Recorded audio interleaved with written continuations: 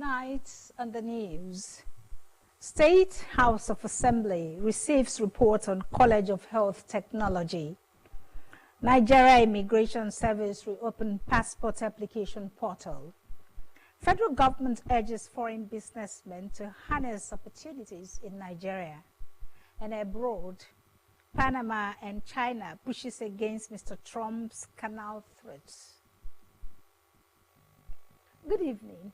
Thank you for joining us on Delta Television News tonight. My name is Pauline Okulie. The State House of Assembly today received a report of a bill on the Delta State College of Health Technology, Oworode.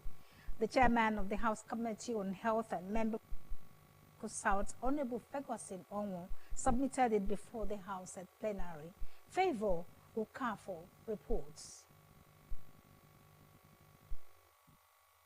Honorable Onwo said after the bill was committed to the House Committee on Health for further legislative action, the committee swung into action where it reached out to critical stakeholders in the health sector for input. He said after having carefully studied the bill, the committee came up with some recommendations.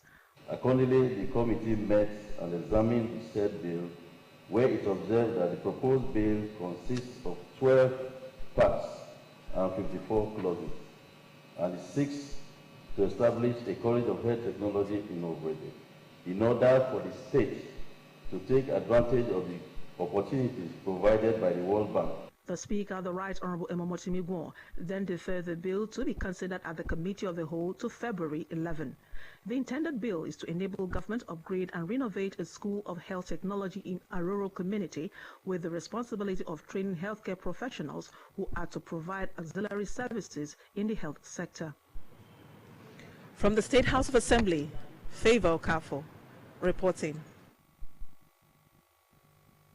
Officers awaiting promotion in Delta Broadcasting Service DBS Asaba have been charged to see their new positions as an encouragement to effectively deliver the station services in line with the more agenda of the state government.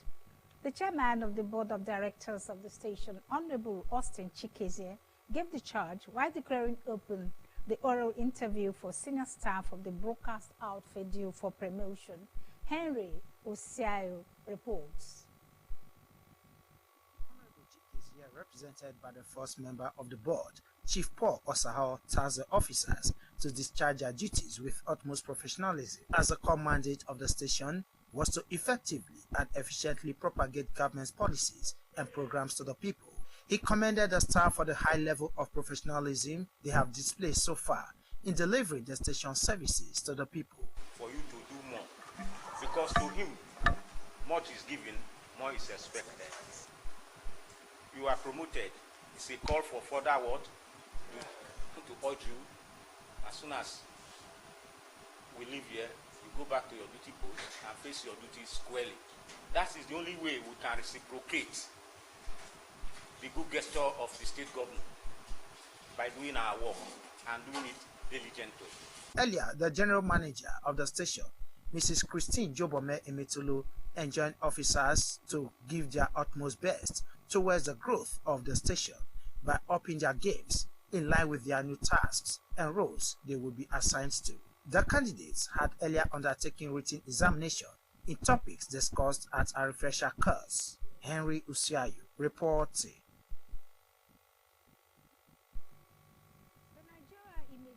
Service NIS has announced that its passport application portal is now open for optimal service.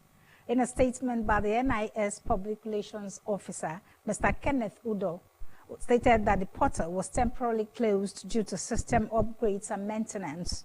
It apologized for any inconvenience the recently concluded system upgrade and maintenance might have caused and reaffirmed its commitment to serving Nigerians across the globe with excellence. The federal government has called on foreign businessmen and to harness the great opportunities in Nigeria and other African nations through investment. Vice President Kashim Shettima stated this at the ongoing annual meeting of the 2025 World Economic Forum, WEF, in Davos, Switzerland. It admonished them to discard the negative tales they bear and maximize Africa's readiness for economic transformation. The forum is themed Roadmap to Co-Create Investment Opportunities for Africa's Frontier Markets. The discussions focused on the humanitarian and resilience investing role for Africa. Senator Shettima told participants at the session that Nigeria was poised to invade the global business platform with modernization and robust investments. He said President Bola Tinubu, as his own chartered accountant, was working to make Nigeria an investment destination in Africa. The First Lady, Senator Oluremi Tinubu, has assured Nigerians that the federal government will continue to pursue policies and programs that will make life better for them.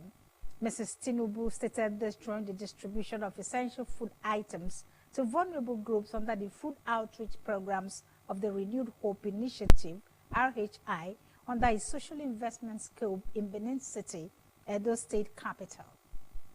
Represented by the wife of the Vice President and National Vice Chairman of the RHI, Hajia Nana Shettima, Mrs. Tinubu noted that the food supplies were made possible by an anonymous public-spirited company and the Abdul Samad Rabiu Africa Initiative, ASR Africa, who were committed to supplying food items on a monthly basis to RHI for onward distribution to Nigerians.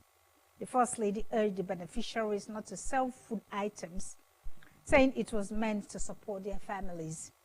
The Edo State Governor, Senator Monday Okpeholo, expressed gratitude to the First Lady for her relentless efforts towards supporting vulnerable groups. The chairman and CEO of the Nigerians in Diaspora Commission, NIDCOM, Mrs. Abike Dabiri Erewa, has revealed that more than 5,000 Nigerian women are stranded in Iraq. Mrs. Dabiri Erewa stated this during a seminar tagged Sensitization and Advocacy Program for Promoting Diaspora Investment Potentials in Southwest Nigeria, organized by NIDCOM in collaboration with the G Consulting International Services in Lagos.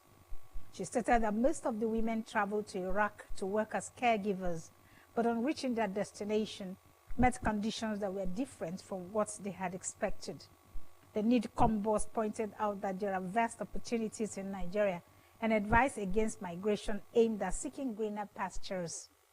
She said the purpose of the seminar was to sensitize Nigerians on looking inward and taking advantage of the numerous opportunities for employment and wealth generation. The group managing director of the G Consulting stated that $100 million had been set aside by his firm to help participants who were interested in starting business in the country or partnering those abroad.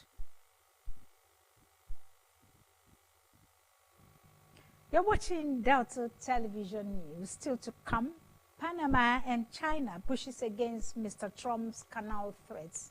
Please stay with us. We'll be right back.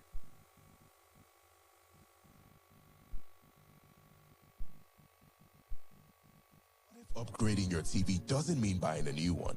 Unbelievable, right? But with the new Airtel Smart Router, you can now watch YouTube on any TV and also get unlimited data for 30 days to stream thrilling Nollywood movies, catch up on football highlights, and keep your kids engaged with edutainment all on YouTube. With the Airtel Smart Router, everyone gets what they love. Get the Smart Router plus unlimited data for 25,000 Naira. Visit the nearest Airtel shop to get yours. Airtel, a reason to imagine.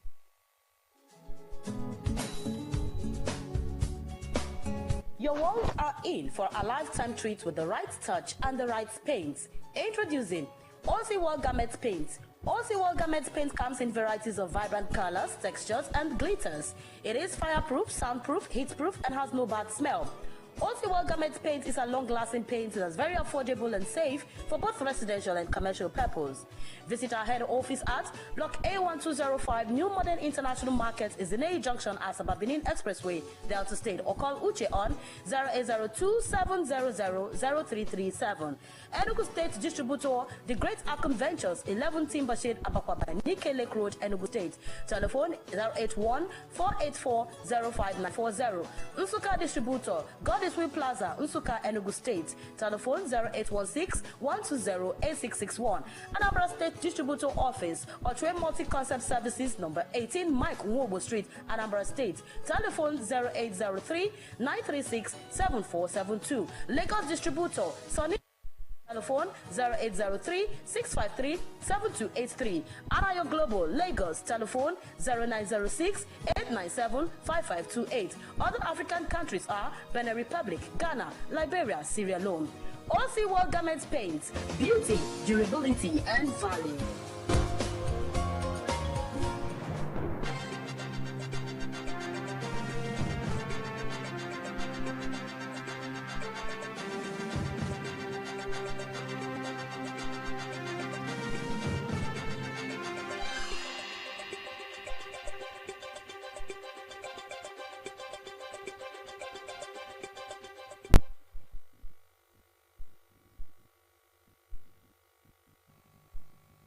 Welcome back to Delta Television News. The global scene is next as we join our World News Desk. The United States President, Mr. Donald Trump, has defended pardoning nearly 1,600 supporters charged in connection with the U.S. Capitol riot in 2021, saying their lives have been ruined. Speaking at a press conference on his resumption of office, President Trump also said he was considering imposing a 10% tariff on imports of Chinese-made goods as soon as next week. He said discussions with his administration were based on the fact that they were sending fentanyl to Mexico and Canada. Panama has complained to the United Nations over President Donald Trump's threat to seize the Panama Canal, even as it launched an audit of the Hong Kong-linked operator of two ports on the interoceanic waterway. In a statement to the UN Secretary General, Mr. Antonio Guterres, the government in Panama City referred to an article of the UN Charter precluding any member from the threat or use of force against the territorial integrity or political independence of another. The missive, distributed to newsmen, urged Mr. Guterres to refer the matter to the UN Security Council without asking for a meeting to be convened. Kenya will allow citizens of nearly all African countries to visit without needing prior authorization, according to a new directive by the cabinet. Last year, Kenya introduced a visa-free policy that required most visitors to apply online for authorization before leaving their country. But the introduction of the Electronic Travel Authorization (ETA), which replaced the visa requirement for all visitors, was criticized as a visa under another name. A cabinet yesterday stated that the ETA would be dropped for all African countries except Somalia and Libya due to security concerns. It said this was part of efforts to support open skies policies and tourism growth and promote regional integration and ease travel across the continent.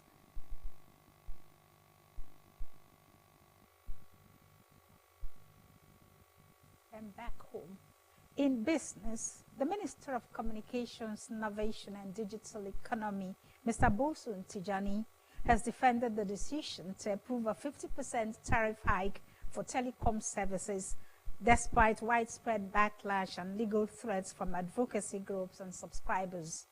Mr. Tijani, who appeared before lawmakers to defend the ministry's budget, explained that the tariff hike was driven by broader economic pressures, including rising inflation and the cost of imported goods. The National Association of Telecom Subscribers and the Socioeconomic Rights and Accountability Project said plans on ground to challenge the tariff increase in court, describing it as burdensome and unlawful. The president of NATCOMS, Mr. Adeolu Ogunbanjo, told newsmen that the association would engage the telecom regulator NCC this week in an attempt to reverse the hike to 10%. He however said that if the meeting fails to yield results, NATCOMS will proceed with legal action next week. Mr. Ogunbanjo explained that while the association might accept a modest tariff increase of 5 to 10%, anything beyond that would be deemed unacceptable. On its part, SERAP had issued a 48-hour ultimatum to reverse the tariff increase. Subscribers argued that the decision disproportionately affects low-income earners who rely on affordable call and data services for their daily activities.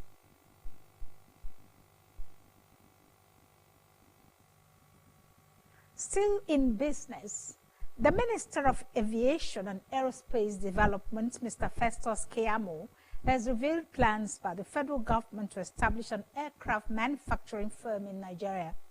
Mr. Keyamo stated this during the launch of X-Jet's Maintenance, Repair and Overhaul (MRO) Facility and Flight Support Center in Abuja.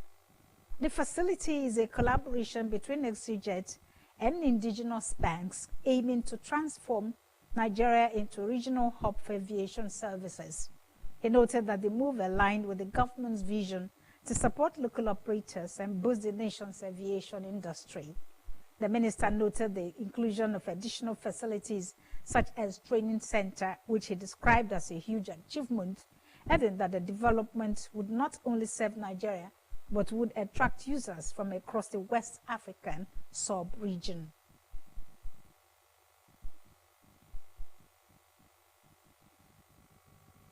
In sports, Super Eagles goalkeeper Maduka Okoye has been dropped from the Udinese list of registered players following an alleged betting irregularities. Okoye is under investigation for betting on his own yellow card in a Serie A clash involving Udinese and Lazio last March. The Nigerian international was booked for time wasting in the 64th minute of the encounter. Investigators have reportedly conducted a search on the shot stopper's residence following complaints from betting company agency Sisal. If found guilty, the 25-year-old could be banned for up to 5 years. Okoye is currently recovering from a wrist injury. He has been replaced by Ejil Selvik, a Udinese 25-man squad.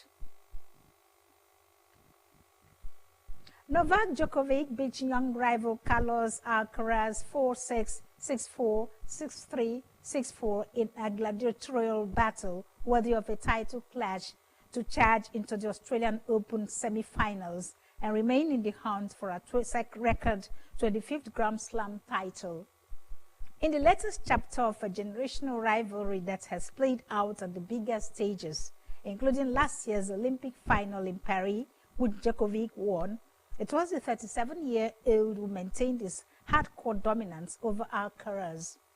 The defeat was a blow for the 21-year-old Spaniard as the French Open and Wimbledon champions bid to become the youngest man to compete a career Grand Slam went up in flames, and he was left to digest his third loss to Djokovic on the surface.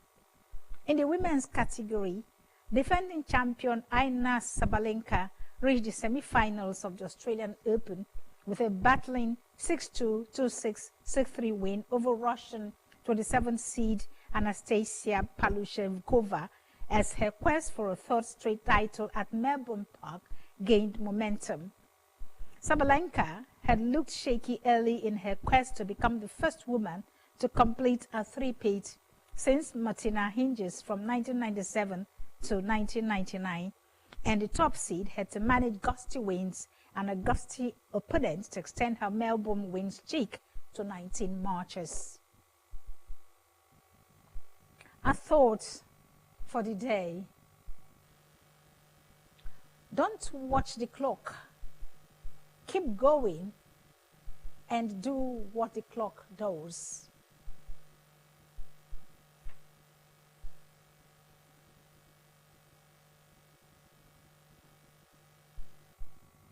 Our highlights before we go. The State House of Assembly today received the report of a bill on the Delta State College of Health Technology, Owerode. The chairman of the House Committee on Health and member representing Isoko South, Honorable Ferguson Onwo, submitted it before the House at plenary. Nigeria Immigration Service, NIS, has announced that its passport application portal is now open for optimal service. In a statement by the NIS Public Relations Officer, Mr. Kenneth Udo, stated that the portal was temporarily closed due to system upgrades and maintenance. The federal government has called on foreign businessmen to harness the great opportunities in Nigeria and other African nations through investment. Vice President Kashim Shettima stated this at the ongoing annual meeting of the 2025 World Economic Forum, WEF, in Davos, Switzerland. And abroad, the United States President, Mr. Donald Trump, has defended pardoning nearly 1,600 supporters charged in connection with the U.S. Capitol riot in 2021, saying their lives have been ruined. And that's our news tonight on Delta Television. Thank you very much for watching. My name is Pauline Okulia. Good night.